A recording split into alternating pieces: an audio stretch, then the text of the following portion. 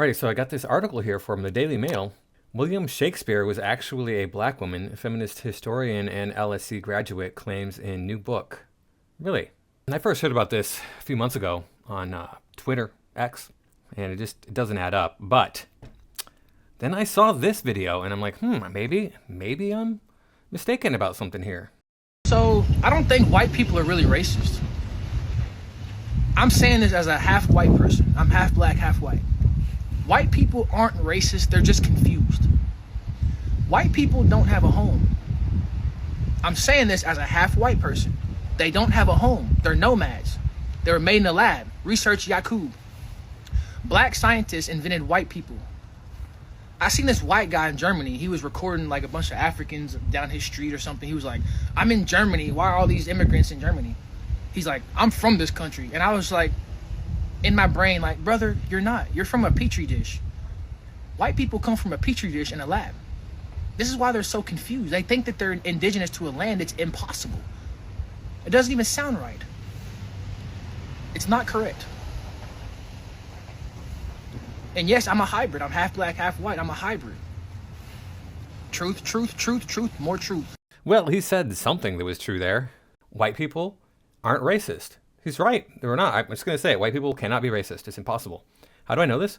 Well, every country that was founded by white people, for white people, throughout the entire history of the human race at this point, has opened up their borders and allowed non-whites to come in. Every single one. And now the Western world, which is almost all white, the white Western world, we'll say. So every white country in the Western world, there's at least two. I think there's only two, though, which is South Korea and Japan, countries that are considered the Western world but are not. They're not white. Have allowed an invasion of non-whites into their country. So how can whites be racist? That's impossible. Now he goes on to spout a bunch of other crap that doesn't make any sense because white people were invented in a lab by a black scientist. Well, let's see. When was the scientific method discovered? The scientific method was first used during the scientific revolution, 1500 to 1700. Okay. So science wasn't even invented until at the earliest, the year 1500. And Portugal had already gone into Africa and taken African slaves because they were black and not white at that point. It says over here, 1543 is when Andreas Vesuli publishes his influential work on human anatomy on the fabric of the human body. So we could probably say 1543 was the first use of the scientific method. Europe had black slaves at that point. Europe had Native American slaves at that point. So scientific method was already invented before black people even came to the white part of the world. Furthermore, talking about doing things that we didn't understand at all until the latter half of the 20th century. So when did these black scientists make white people? We understood about selective breeding. We've been doing that for eons because we had dogs and cats. We bred them to be better suited for what it is we want them to do. Same thing with livestock. All these different animals that we would be like, okay, we got a bigger one here. We want that one for strength. Look at the Clydesdale, a huge, enormous horse that was bred to be big so that it could carry around men in armor with armaments and then later used to move heavy industrial equipment. So I don't think that he knows what he's talking about, but let's take a look here at, say, the hypodermic needle. Hypodermic needle was invented in 1844. Hypodermic needle would be, maybe a little bit of science, a little bit of technology that would probably be necessary for genetically altering a species. And it's not just color of the skin, by the way. Facial differences and differences in texture of hair, right? So there are differences in the structures of the face, typically not only the color of the skin and texture of the hair and color of the hair, although white people can have black hair, but it's rare. So we had the hypodermic needle not until 1844. Do you know what actually came about before leaving the hypodermic needle? And that is vaccination. Did you know that? The inoculation here started in 1721, more than 100 years before the hypodermic needle. We figured stuff out, how to get stuff into the human body, but we weren't going down to a molecular level, even a cellular level at this point. We didn't have like individual cells of a virus that we were injecting into people or sticking into people. We just grabbed a scoop of pus and stabbed it into the person we were trying to inoculate. Believe it or not. Disgusting.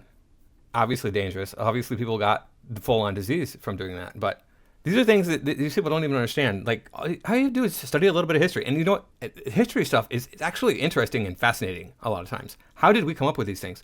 There's a whole YouTube series called, well, I don't think it's a YouTube series, but it's been put on YouTube, last I checked, called Connections.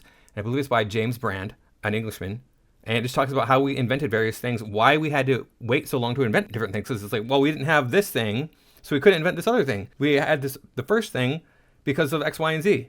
And then that allowed us to go to the next piece of technology moving forward. But back to the article here, now that I've thoroughly enchanted you with the history of genetics and how human beings evolved. They weren't created in a lab, at least not by other humans.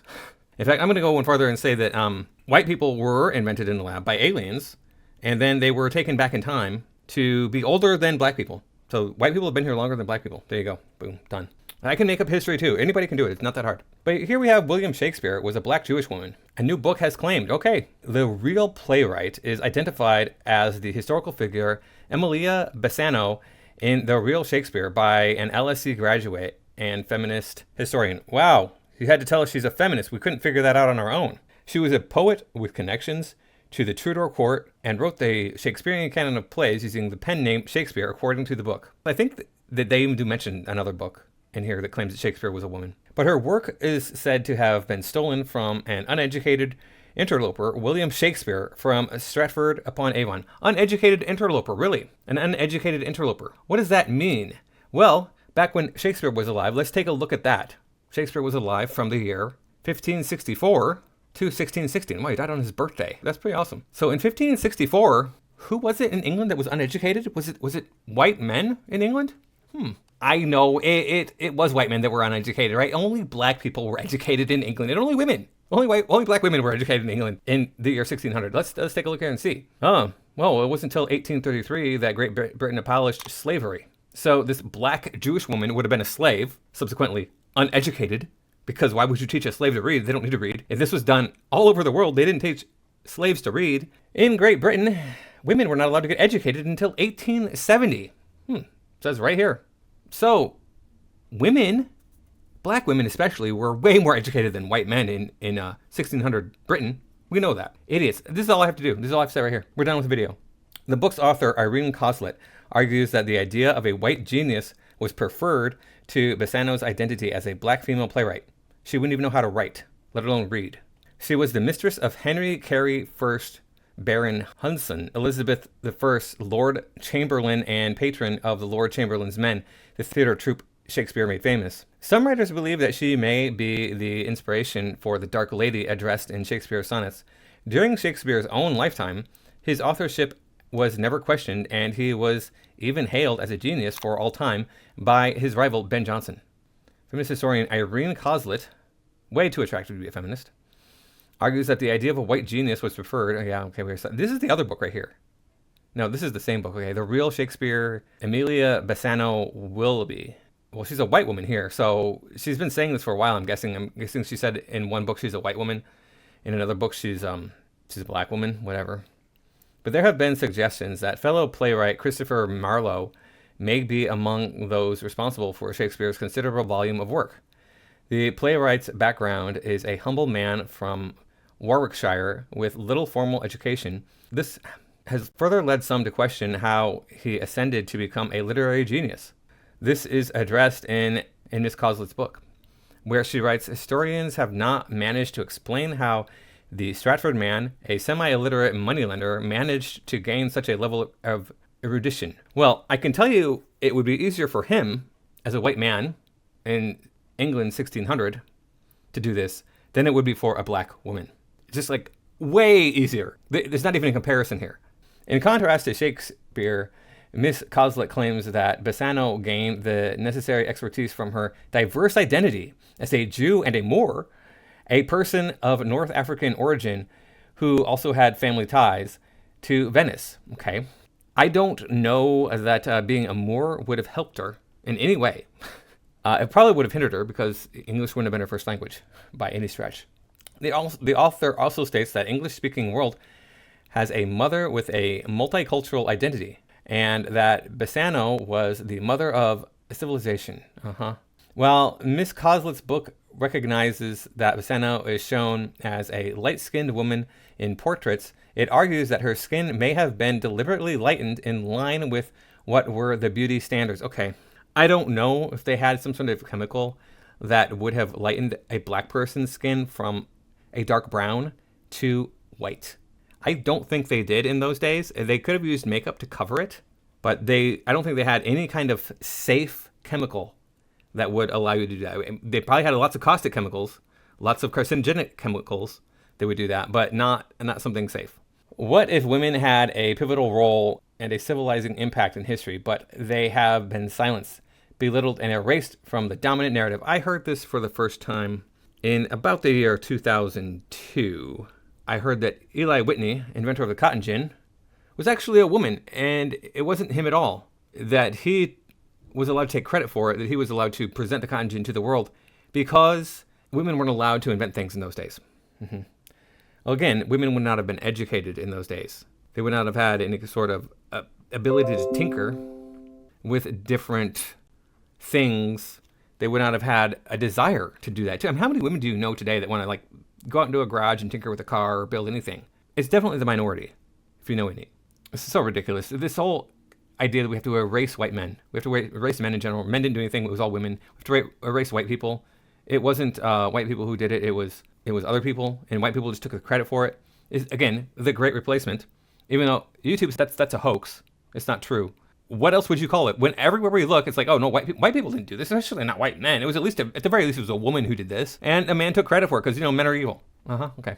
It is not the first time an author has claimed Shakespeare was a woman. Yeah, like I said, it's happened before.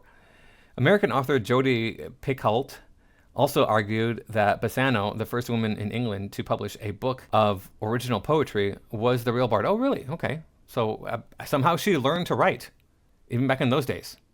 So I guess my argument is rendered moot.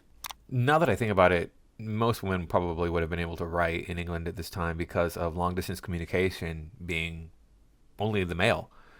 So they would have to be able to read and write. However, this story does add in an additional obstacle of making Shakespeare black, which would have made Shakespeare a slave at this time in England. So, in her book By Any Other Name, which was published in 2024, Miss Picoult claims Shakespeare sold his name to people who wanted to hide themselves as writers.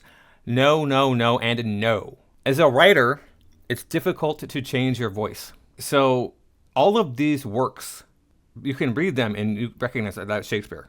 No, that sounds like Shakespeare. Oh, I'm pretty sure that's Shakespeare. All these different works. To write in another person's voice is difficult to do. You can do it. I'm not saying it's impossible, but I doubt that all these different writers, none of them were Shakespeare, but they all sound the same. All of them sound like Shakespeare somehow. Okay. The consensus among scholars is that Shakespeare was born in Stratford in 1564 to a glovemaker. He attended the local grammar school and at the age of 18 married the 26-year-old Anne Hathaway. What is he thinking, dude? Marrying a woman 8 years older than you? Oh, jeez. What's wrong with you? Grave robber. Shakespeare, who was mentioned among the London theater scene by 1592, died in 1616, almost 30 years before Bassano's death. Okay. So if it was the case that it was this Bassano person, do we have other works that have been published that sound like Shakespeare, that have had the impact that Shakespeare has had in the 30 years after he died, but were published by a different person, by a different man? There's just too many holes in this argument. I know that these feminists, they want to think that women did everything and men just held them back. It's not true. We have some comments. She's a historian in the same way I am Chris Hemsley. Yeah. Flycaster says, I should have paid more attention in English and history classes. Now I find out William Shakespeare was a pen name for a black Jewish Muslim for Christ. Yeah. There's 3,000 comments on this thing. Yeah, it's just ridiculous. People want to erase white people from history, want to erase white people from the world. This is just another nail they're trying to put into that coffin. So stupid. Shakespeare was a white guy. Unless you can, maybe dig up the bones, test them genetically. I don't know. Then you can prove that these people were the racists that they say they were, etc. You could do a genetic test on this Amelia Willoughby here. I guess they call her Amelia Bassano. They don't add in the Willoughby. Looking at her features don't look very black, do they? She doesn't have a broad, flat nose. Her lips are kind of full. Are they full enough? Probably. She has a very white face, though. Anyway, thanks for watching, guys. I do appreciate it. This is just more silly garbage that the woke are trying to do here. Please remember to like, comment, share, and subscribe. Make sure you're still subscribed. YouTube does unsubscribe people. You can find me on Rumble. You can find me on Twitter or X, whatever you want to say. I'll see you in the next video.